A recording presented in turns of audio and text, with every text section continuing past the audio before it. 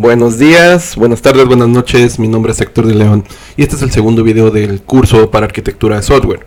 Este curso ha tenido de repente muchos comentarios, he visto comentarios que me dicen UML, ¿a poco UML todavía? UML. Y es que hay gente que todavía piensa que UML es una metodología. UML no es metodología. UML es un complemento para las metodologías. Tú puedes utilizar cualquier metodología y puedes utilizar en UML y no pasa nada. No te vas a ir al infierno por eso. A cualquier persona, si alguien te dice que UML es una metodología, si te dicen UML es una metodología, esa persona jamás ha hecho un sistema. Punto. Bien. También cuando yo estoy utilizando UML no es porque sea obligatorio.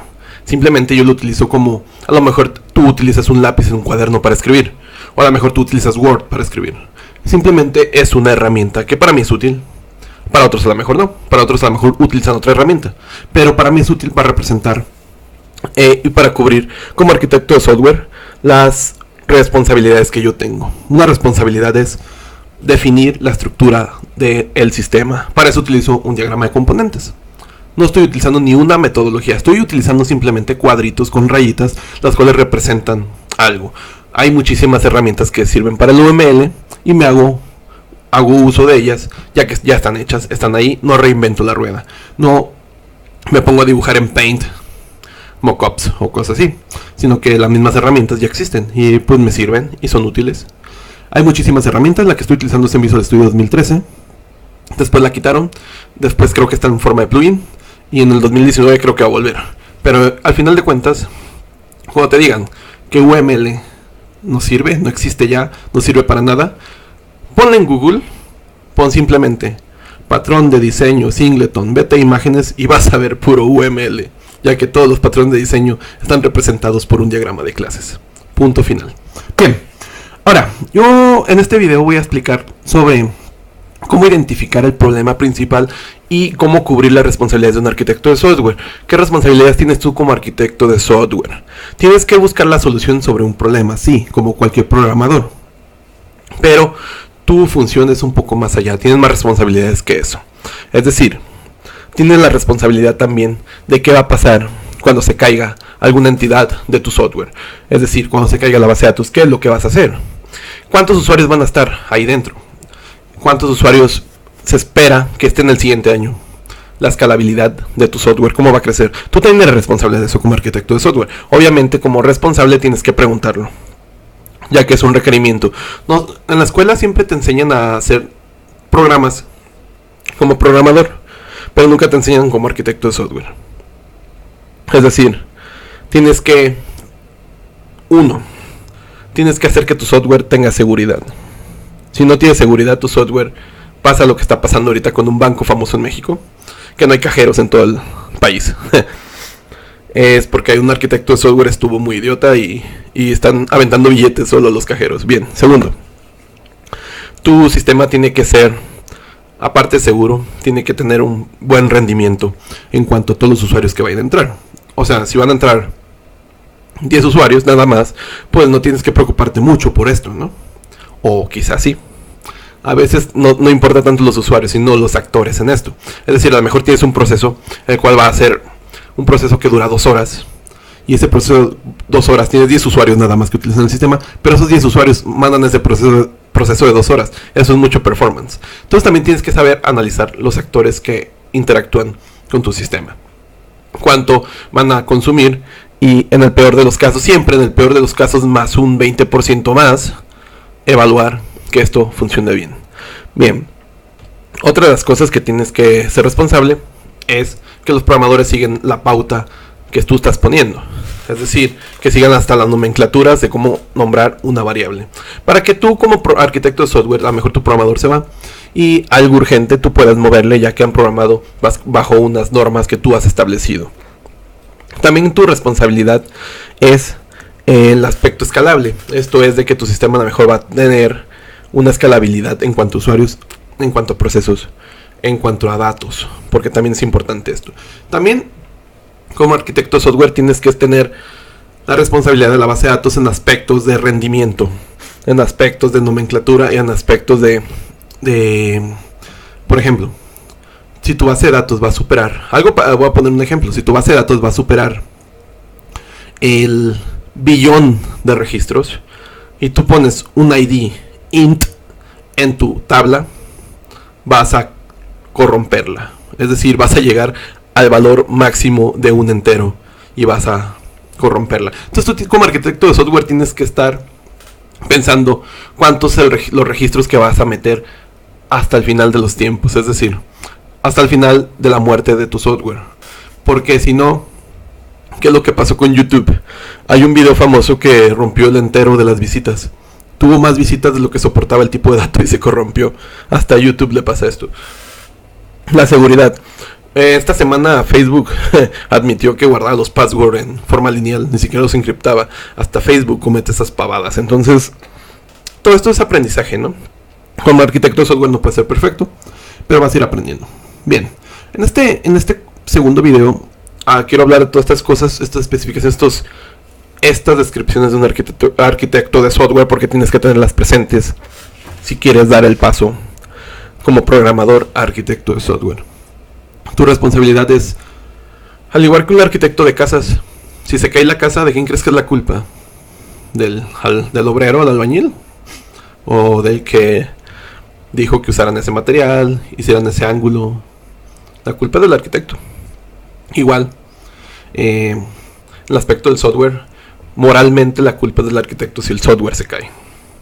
Moralmente digo, porque a nivel de demandas y todo eso, pues es la empresa, ¿no? Pero a nivel moralmente, tú como programador, a mí me da tristeza que se caiga un sistema que yo he hecho. Eso es la responsabilidad que tiene uno, ¿no? Bien, entonces aquí vamos a analizar la problemática principal del software. A veces hay problemáticas. Siempre se nos contrata para hacer la solución de un problema. En el caso de este ejemplo, en el video anterior, si no lo han visto, se lo recomiendo.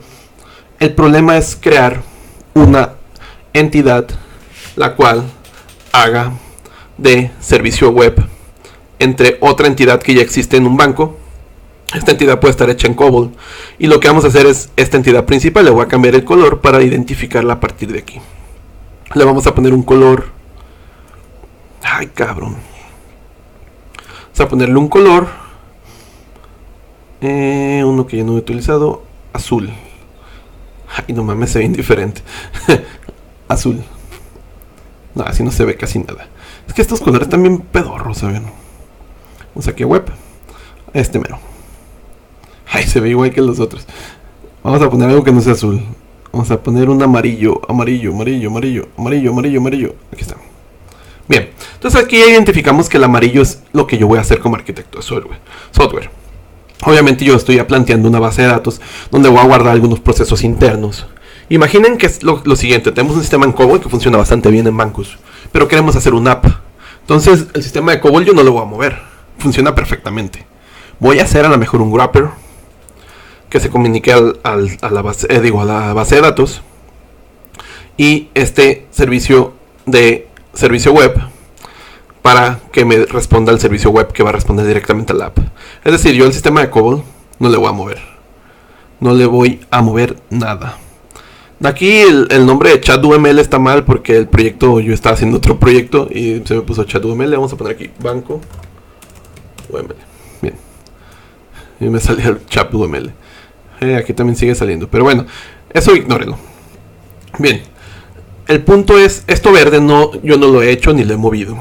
Aquí, regularmente cuando te contratan para hacer una app, tú dices, ok, el banco está trabajando bien. Entonces, ¿qué es lo que pasa? Que tú como arquitecto de software vas a decir, ok, tienes gente trabajando en el banco, oye, ¿me pueden hacer un servicio para yo no meterme a las responsabilidades de moverle al código que está funcionando? Porque yo al momento que yo le muevo es como la garantía de un coche. Si yo le muevo el coche y lo abro, puede ser que lo descomponga. ¿Y quién es el culpable? El que lo abrió, ¿no? Entonces igual aquí, si yo muevo este sistema verde, puede pasar que lo chingue. Entonces aquí yo lo que puedo negociar es, ok, háganme un servicio web al cual yo me comunique y internamente yo ya le mando, ok, la operación, transacción, mandar dinero, ok, la operación, reembolsar dinero, y ustedes ya resuelven el problema aquí interno. No hay como que el banco mismo tenga su propia responsabilidad, ¿no? Pero a veces no pasa eso. A veces pasa de que no, ya no hay gente, se fueron todos a la mierda. Es raro que pase en un banco, porque regularmente en el banco ya tienen a las personas. Pero pasa. Alguna vez ha pasado, no en bancos, pero sí en alguna empresa que hemos trabajado de telefonía. Pero sí pasa, a veces la misma gente de ahí mismo no sabe ni qué pedo. Bien, imaginemos el escenario siguiente, que esto es un sistema de banco que funciona bien, tenemos un servicio web y lo vamos a trabajar solamente en lo amarillo. Entonces, yo lo primero que tengo que identificar es la seguridad. La seguridad que tengo que tener entre mi app y primero la seguridad que tiene que haber entre mi app y en mi servicio web. Entonces esto lo vamos a ir representando en un diagrama de secuencia. Ay, UML no sirve en metodología. Chinga tu madre. A ver, entonces aquí vamos a poner nuevo ítem, modeling, y vamos a hacer un diagrama de secuencia. Este representa una secuencia en tiempo. Te da la facilidad de tener el tiempo. Vamos a ver transacción. Verlo de una perspectiva gráfica. Entonces puedes ver. Ay, cabrón, ¿qué es esto? Me está marcando pedo por lo de ChatUML. A ver, déjalo resuelvo. Bien, ahora sí. Ya me dejó, hice un cagadero y tuve que borrar el caché de Visual Studio. Yo creo que porque ayer actualicé todos mis Visual Studio, las últimas versiones, tanto el 2013, 2015, 2017. Entonces algo pasó. Bien, ya me dejó crear un diagrama de secuencia. Y este diagrama de secuencia sirve para varias cosas. En el caso de este punto de este video es definir la problemática. Bueno, en este caso, una de las problemáticas principales para explicar cómo trabaja un arquitecto de software, este tipo de cosas. Todavía ni siquiera he pensado en la estructura de mi proyecto, si va a ser un proyecto en cuántas capas, o va a ser en VC, o etcétera. Ni siquiera he pensado en eso, sino que estoy pensando en la problemática más arriba. Es decir, ¿qué es lo que va a pasar cuando un cliente, ya sea una app en Xamarin, Angular, etcétera, se conecta a mi servicio? Entonces lo primero que puedo pensar es que va a haber una autentificación, aunque no sea una autentificación, digamos, un login como tal, o a lo mejor sí, pero tienes que tener por lo menos una autentificación detrás de esto, para que siempre tu software esté seguro mandando. Por ejemplo, me autentifico aunque no tenga un login, a lo mejor en muchas aplicaciones, pero la autentificación la hace el programador, como cuando haces usos de algunos APIs, y eso te regresa un token y ya no me estás mandando el token cada vez que estás solicitando un nuevo método. Entonces, lo primero es identificar la entidad que va a consumir esto, el usuario final. Es un cliente, es decir, cualquier aplicación que se va a conectar a mi servicio web. Entonces aquí vamos a poner, obviamente, el servicio web. Y este lo vamos a poner un color. Para identificarlo con mis otros diagramas siempre tiene que ser el mismo. Esto obviamente ya es una jotada mía, pero sirve bastante. Yo al momento que yo hago esto, yo veo el otro diagrama y siempre es amarillo, identifico, ¿no? Bien, entonces aquí hay otros aspectos. Primero vamos a trabajar estas dos capas. Primero, ¿qué es lo que va a pasar aquí?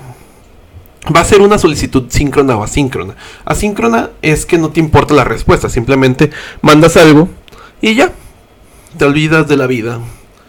Y quizá más adelante, quizás este servicio web te responda asíncronamente también. Entonces tú tienes que llevar un token internamente. Es decir, yo mando una solicitud a realizarse, una transacción. Yo no espero la respuesta, me vale madre. Es un caso. En este caso no va a ser. Pero esa respuesta me vale madre unas horas. A lo mejor esa transacción va a durar 8 horas. Entonces mi aplicación no puede estar esperando ahí la respuesta, el HTTP request o el HTTP response, ¿no?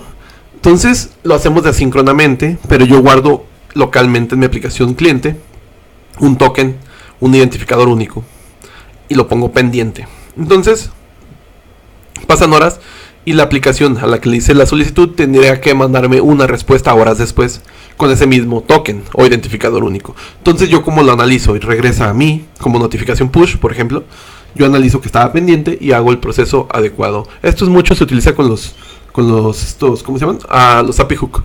Cuando haces pagos, por ejemplo en PayPal, haces el pago y le dices a PayPal, ok, pero cuando se haga el pago se autorice, mándamelo la respuesta a esta URL. Es algo parecido.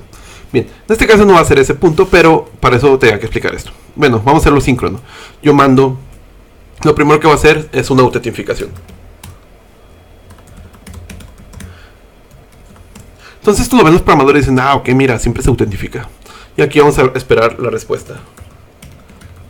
Y aquí podemos definir un objeto, y estamos hablando de un objeto tipo response. Un objeto que a lo mejor siempre va a tener la misma estructura para todas las respuestas. Un objeto, si han visto mi curso de API, de MVC API, muchos van a entender esto. Yo siempre hago un objeto para la respuesta, porque hay datos que se pueden regresar en un objeto, y hay datos que la misma estructura del HTTP response te va a regresar. Por ejemplo, el error 200, error 500, error 401, etcétera.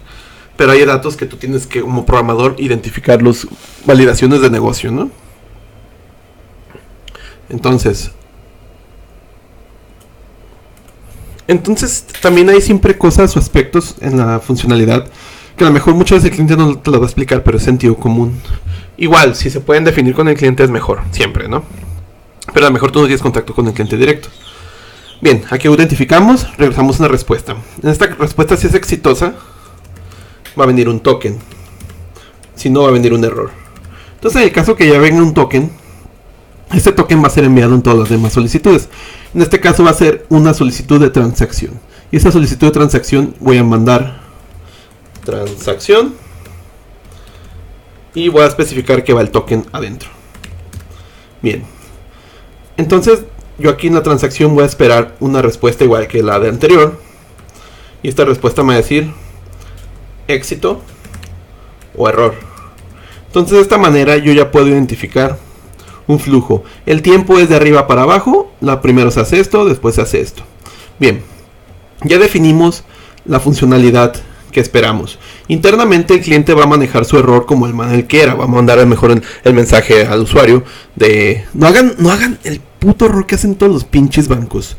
Hay un error y muestran error 488. Reference, no se encontraba una referencia de objeto. Y el usuario dice, ¿Qué pedo? ¿Qué es esto? ¿Me roba mi dinero? ¿Qué? No hagan esa estupidez que hacen un chingo de cabrones. Porque el usuario final no sabe qué es el puto error 580 o 595 o errores inventados, ¿no? Siempre el error, o por lo menos pongan, ocurrió un error, por favor inténtalo más tarde. Una pendejada así es mejor a que pongan error 597.858 Java exception. O sea, no mamen, no sean hijos de la chingada. No hagan eso. Bien, entonces aquí ya el cliente va a definir el error, ¿no? Ahora, algo que es interesante es de que el error, pueden aquí internamente mandar un error de modelo de negocio, quizá un error 2, un error 3, un error 4, un error 5, un error 6, 7, 8, 9, 10, etcétera, y tenga el cliente un catálogo interno. Esto cuando tienen tanto la programación de esta parte entidad, de esta entidad, porque a veces a lo mejor no los van a contratar para hacer el web service. ¿Por qué esto? Porque de esta manera, si alguien quiere hacer una chanchulla, hackearlos o algo, y en el error aquí en texto viene error, usuario, y aquí transacción no autorizada por tal cosa, entonces ya le estás dando evidencias al hacker. Le estás diciendo, ah, ok, entonces aquí déjalo, voy por acá ahora. Entonces, en cambio, si el hacker ve un error 8, va a decir, pues, ¿qué es eso, güey? Error 9, pues, ¿qué es eso? Pero hablo a nivel de red, de los mensajes que van a estar de respuesta. No hablo de lo que vas a mostrar al usuario. Que ya como el usuario, pues tienes que mostrarle un lenguaje real. Tú como cliente, como aplicación, pues tú sí internamente vas a saber qué es el error 8, ¿no? Eso es un consejo solamente. Porque se pueden ahorrar muchos. Pues pueden no darle señales a los hackers de qué es lo que están haciendo mal, ¿no? Por ejemplo, cuando hacen un login y dicen, el usuario Juan no existe en la base de datos. Entonces el güey ya sabe que el error no es el password. O el error ya no es el usuario. Entonces de repente ya el usuario sale que sí existe. Y dicen, password incorrecto. Entonces dice, ah, ok, este usuario sí existe. Entonces es mejor poner usuario o contraseña incorrecto. Entonces ya no le das una señal al hacker de que lo que está mal. El punto es no dar señales, porque hay mucho niño rata que nomás están chingando. Los hackers reales realmente no están chingando con ese tipo de estupideces, pero muchos niños ratas ya están haciendo eso, y son los que más problemas dan.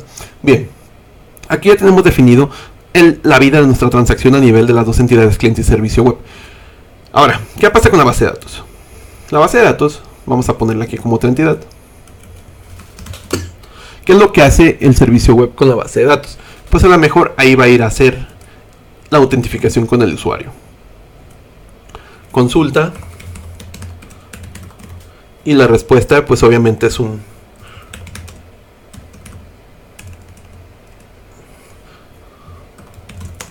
resultado de consulta, ¿no? Siempre a una base de datos te va a regresar con resultado de consulta o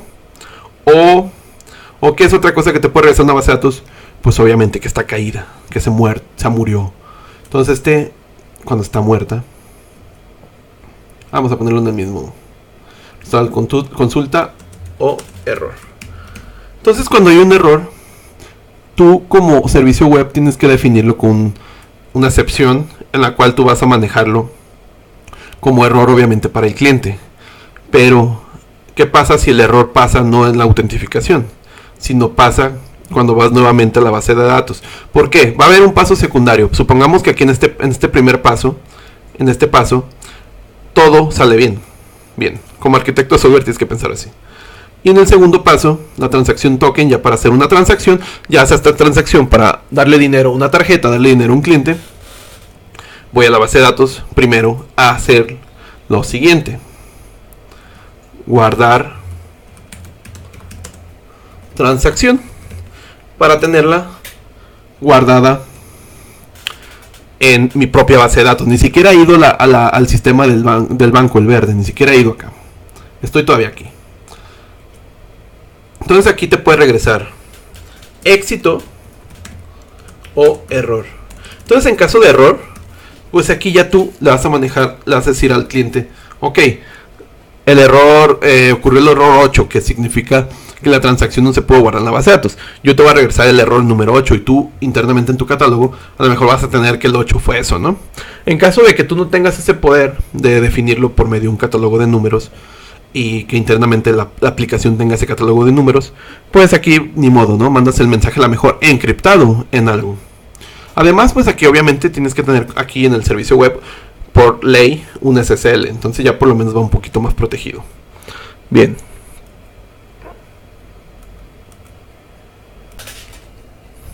Ahora, ya estando en el servicio web, guardamos la transacción.